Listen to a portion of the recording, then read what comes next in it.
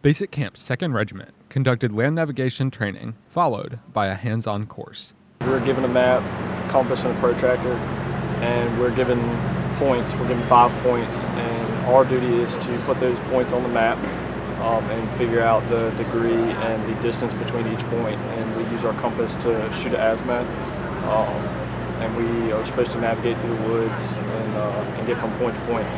Though it seems like an outdated means of navigation, and in large part is, there are situations when there is no other choice. When you're out in the field and none of your equipment works, then you have to go to your basic skills and using a map and compass.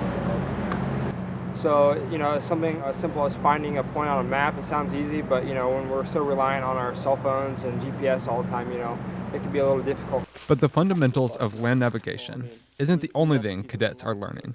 This is a very good opportunity to develop leadership skills and to become more self-disciplined as a person. I think it's pretty important because, it really goes off of like the Army values and having that duty and completing the mission.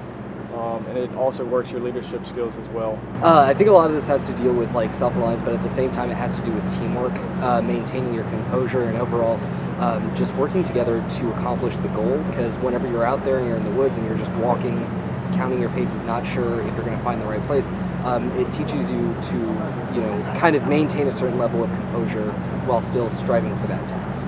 If you're not precise, if you're not on the level, you're essentially looking to get lost. I think it's been a great time. It's been a good experience. It builds you as a person. You're definitely more disciplined. So, any incoming cadets coming in here, just have an open mind and, work hard.